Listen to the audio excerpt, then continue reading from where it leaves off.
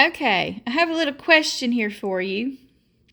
Some of you that don't want to believe this loudmouth southern girl over here who says she's a prophetess and is telling me a bunch of stuff that just goes completely contrary to my upbringing and my theology and what my church has been teaching me and what my seminary taught me, and I got a doctorate and all this stuff, and all she wants to talk about is Amos 3:7, a prophet has to come forward. Amos 3:7. And she wants to tell me that the rapture's a reward and it's just not a little free bonus for my salvation. Well, who does she think she is quoting scripture? Who does she think she is talking about Revelation chapter 3 crowns? Guess what? That crown will be taken away, y'all. And that's the only people that are going in the rapture is the Church of Philadelphia. Who does she think she is telling me about Revelation chapter 4? Well, there's an elder up there and he's got a crown on his head and he's got white garments on. You know why? Because he's wearing the clothing of righteousness, Isaiah 61:10. Who does she think she is? Well, she thinks she was called by Almighty up here to be a prophetess, and you should be listening to the prophetess, and you should be hearing that there's going to be a delay in Matthew 25:5 and Habakkuk 2:3 and Hebrews 10:37 and Ezekiel 12:28, and that Daddy God's not doing things the way that you think he's going to do them because you don't hear his voice.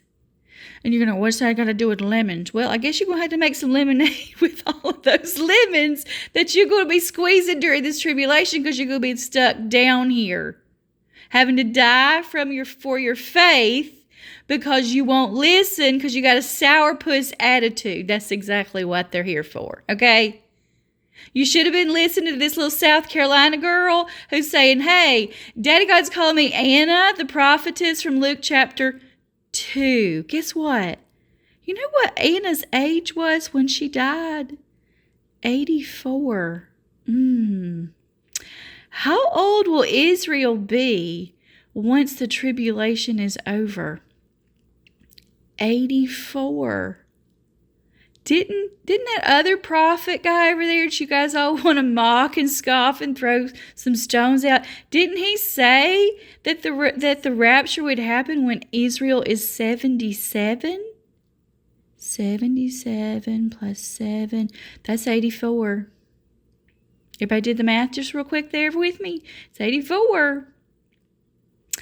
And he's also calling me wisdom from Proverbs chapter 1. You know what that says? It says that he's going to mock you and ignore you when you were in trouble because you had your sourpuss attitude here and you wouldn't listen to him or to me talking for him, and you wouldn't listen to the other prophet over there. Amos 3:7 says there's got to be a prophet come forward, guys.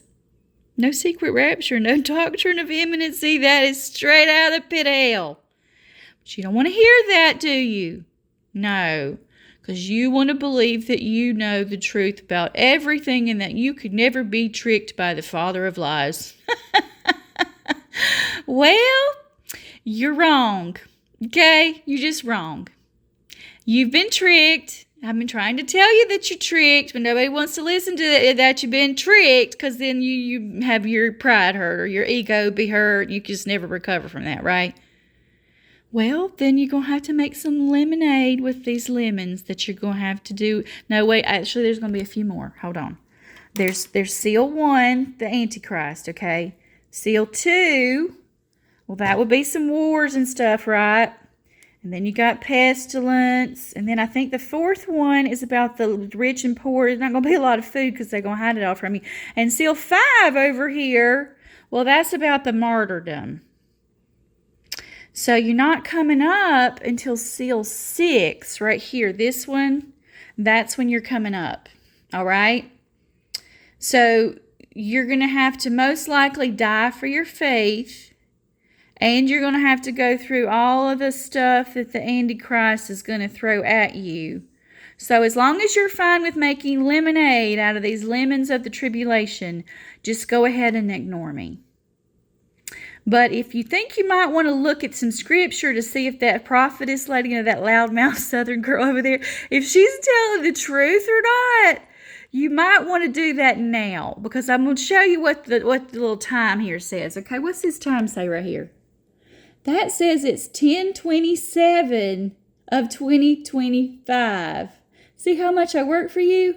This is way late into the night for me. But that's the role of a prophetess, guys. There is no bedtime. There is no work time. It's all the time, all day long, for the Father to try to help you, because even though you think I don't have any love for you because I make fun of you, well, I do actually have love for you, or I would just stop doing it, wouldn't I? I would just say, they're not going to listen, God. Just let them go. Let them go get murdered. Let them go get massacred. Who cares? But I don't do that because I have respect for him, and he's called me into this role because he knows that I will not put it down until he tells me to. So you can think whatever you want to about me, but once you get down there and you say, oh my gosh, I was left behind. What happened? Why didn't I get to go? I'm saved. I'm a watchman. I've been looking for the coming. I knew about this whole doctrine of imminency. I knew that was wrong. But that prophet, he got it wrong, so I had to throw some stones at him, and I didn't believe him, and I had all this sin in my heart called unbelief and calling God a liar, and I got my butt stuck down here. Well, then you're going to say, you know what, that loudmouth girl from South Carolina, I kind of wish I'd listened to her now. She was telling the truth. Look at this. He did come. And you know what? Tom Horn's prophecy about the wormwood thing, that's saying that the tribulation is going to start on Halloween, folks. That's what it's saying. You take that April 13th, Friday the 13th date of 2029, and you count back 369 days in a year, 3.5 years back, you land exactly on October 31st of 2025. Now, I'm not making that prophecy. That's Tom Horn's prophecy, and he's no longer with us.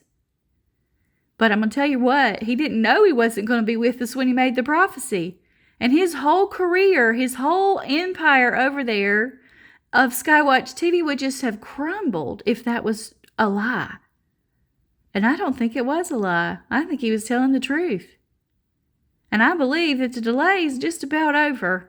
And some of you here are going to be making some lemonade with these lemons of the tribulation, because that's all you're going to have left to do. Because you missed the boat, you wouldn't get in it, you wouldn't listen to the wisdom, you wouldn't listen to the prophecies about the delay, you wouldn't listen to the parables, you wouldn't listen to Amos 3:7, you wouldn't listen to Revelation chapter 3 or Revelation chapter 4, talking about the reward and the crowns and the white garments. And so, it sets you up a lemonade stand, I guess. You know, you're going to have a lot of lemons, might as well do something with it.